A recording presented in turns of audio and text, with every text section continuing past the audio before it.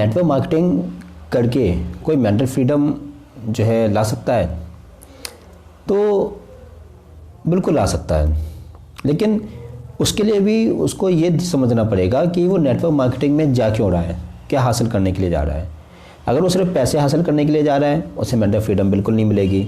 अगर वो रिकॉग्नाइजेशन जो है हासिल करने के लिए जा रहा है, उसे नेटवर्क मार्केटिंग में मेंटल फ्रीडम बिल्कुल नहीं मिलेगी। अगर वो सिर्फ इसलिए जा रहा है कि मैं किसी को कुछ बेच दूंगा और मुझे पैसे आ जाएंगे या मेरा नाम बन जाएगा या मुझे बहुत सारे लोग जानने लगेंगे, उसे मेंटल फ्रीडम बिल्कुल नहीं आएगी, है ना। अच्छा, क्योंकि मेंटल फ्रीडम किसी इंसान के अंदर तब आती है जब उसे किसी बात की टेंशन नहीं रहती। उसे इस बात की भी टेंशन नहीं रहती कि अगर उसे कुछ मिल जाएगा तो उसे कुछ मिल के भी बहुत कुछ मिल जाएगा, उसे इस बात की मतलब खुशी भी नहीं होगी। और यदि उसके पास से कुछ चला भी गया तो उससे कुछ खोने का डर भी नहीं रहता है। जब इंसान के अंदर एक ऐसी कंडीशन बन जाती है कि उसे ना किसी चीज़ को खोने का डर रहता है, ना किसी चीज़ को पाने की खुशी रहती है, दोनों चीज़ें उसके लिए ठीक है, नॉर्मल हो जाती हैं, ठीक है। तो उस कंडीशन में जाके फिर इंसान को एक मेंटल फ्रीडम जो है महसूस होती है। लेकिन ये कंडीशन भी इंसान को तब मिलती है जब उसे पता हो कि वो अपनी ज़िंदगी में क्या कर रहा है, जब उसे पता हो कि वो अपनी ज़िंदगी में जो कर रहा है वो क्यों कर रहा है, उसके अंदर एक इंटरनल क्लैरिटी होनी, उसके अंदर एक आंतरिक स्पष्टता हो, तब कहीं जाके उसे नेटवर्क मार्केटिंग में भी मेंटल फ्रीडम मिल सकती है। अब देखो, नेटवर्क मार्केटिंग में जो है कई लोग जब जाते हैं तो नेटवर्क मार्केटिंग में कई लोग जब एंटर करते हैं, ठीक है, तो लोग क्यों करते हैं नेटवर्क मार्केटिंग में? नॉर्मली जब लोग एंटर करते हैं तो वो इसलिए करते हैं कि क्योंकि उन्हें बताया ऐसा जाता है ना। आप किसी भी कंपनी का जो बिजनेस प्लान उठा लीजिए कि तुम इतने जोड़ोगे, फिर तुम्हें ऐसा आएगा, फिर तुम इतने कमाओगे, फिर इतने का टर्नओवर हो जाएगा, फिर तुम्हें इतने मिलने लगेंगे, ऐसा कुछ रहता है, मतलब हर जगह रहता है, ठीक है। लेकिन एक बात ये समझिए, पहली बात तो ये है कि जिस चीज़ में, जिस प्रोडक्ट की कैटेगरी में अधिकतर नेटवर्क मार्केटिंग की कंपनीज जो है बिजनेस कर रही हैं, अधिकतर कौन सी कैटेगरी है, कौन से सेक्टर होते हैं नेटवर्क मार्केटिंग जिसमें जो है बिजनेस कर रही होती है नॉर्मली? एक आपका होम केयर का प्रोडक्ट, एक पर्सनल केयर का प्रोडक्ट, कुछ हो सकता है कि किचन अप्लायंसेस भी हो सकते हैं, ठीक है, आयुर्वेदिक कुछ मेडिसिन जो हो सकती हैं, ठीक है। तो ये हो गए। इसके अलावा अभी कोरोना टाइम से जो है एजुकेशन में भी नेटवर्क मार्केटिंग का कंसेप्ट जो है बढ़ गया है। अब कोरोना के टाइम से तो नेटवर्क मार्केटिंग और ज़्यादा बढ़ गया है। पहले क्या था, सिर्फ यही 3-4 जो चीज़ें थी कि आपका पर्सनल केयर हो गया, हेल्थ केयर हो गया, किचन अप्लायंसेस हो गई, होम केयर के प्रोडक्ट हो गए, ठीक है, और 2-3 जो है चीज़ें हो गई। अब नेटवर्क मार्केटिंग से इतने से दायरे में जो है सीमित होकर नहीं रह गया है। अब कोई भी धंधा हो, कोई भी बिजनेस हो, अब हर चीज़ में नेटवर्क मार्केटिंग का कंसेप्ट अप्लाई होने लगा है। अब वो सिर्फ कुछ गिनी चुनी चीज़ों तक जो है लिमिटेड नहीं रह गया। अब तो ये है कि धंधा कोई भी है उसमें नेटवर्क मार्केटिंग का कंसेप्ट डाल दो, उसमें नेटवर्क मार्केटिंग का जो कंसेप्ट डाल दो, एक सिस्टम क्रिएट कर दो और लोगों को ये दिखाओ कि तुम नेटवर्क मार्केटिंग के थ्रू जो है बिजनेस ला सकते हो, और बिजनेस ला सकते हो तो तुम पैसा कमा सकते हो, ठीक है। तो अब ऐसा नहीं है कि किसी 1-2 चीज़ों में ही नेटवर्क मार्केटिंग होने लगी है, अब हर चीज़ में नेटवर्क मार्केटिंग होने लगी है, ठीक है। लेकिन इन सबके बीच में धंधे के नज़रिए से एक चीज़ कॉमन जो हो जाती है, और वो है पैसा। अब पैसा कब आएगा?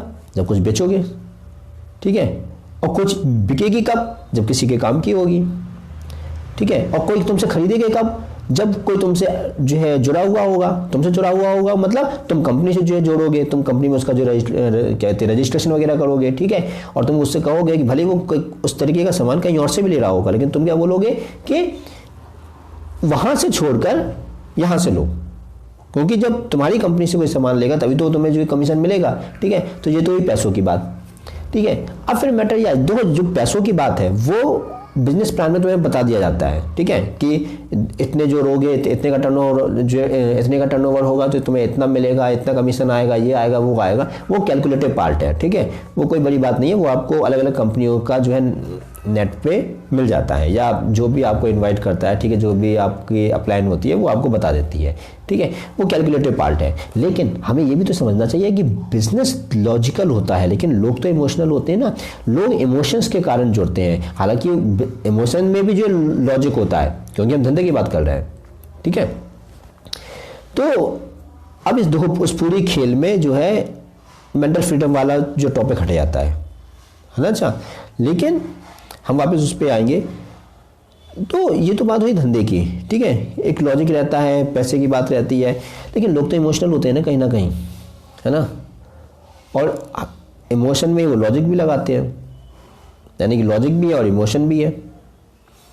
हालांकि कई बार जो है इमोशनल जो फिनोमेना है वो लॉजिक के ऊपर भारी भी पड़ जाता है, बिल्कुल पड़ जाता है, क्योंकि जो पहले इंसान की ज़िंदगी में जो शुरू होता है वो इमोशन शुरू होते हैं, लॉजिक बाद में शुरू होता है।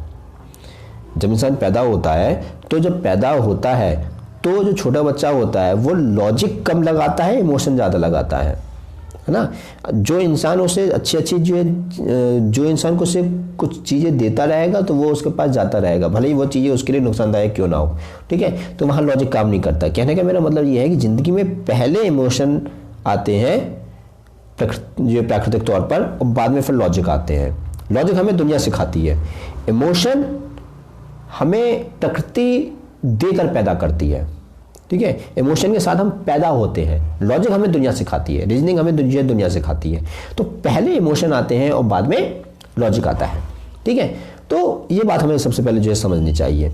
अब फिर बात आ जाती है कि मेंटल फ्रीडम का क्या होगा, ठीक है। पहली बात तो ये कि आप यदि किसी भी नेटवर्क मार्केटिंग की कंपनी में जा रहे हैं, ठीक है, और यदि उसमें आप ये खोज रहे हैं कि आपको मेंटल फ्रीडम मिल जाएगी, तो पहली बात तो ये कि कभी आप पैसों के लिए बिल्कुल मत जाओ। धंधा कम चले, ज़्यादा चले नहीं चले, डजेंट मैटर अबाउट दैट, ठीक है। लेकिन अगर आप मेंटल फ्रीडम को जो है ध्यान में रखते हुए जा रहे हो तो पैसों के लिए अगर जाओगे तो तुम्हारा फोकस पैसे पर रहेगा, मेंटल फ्रीडम पे नहीं रहेगा।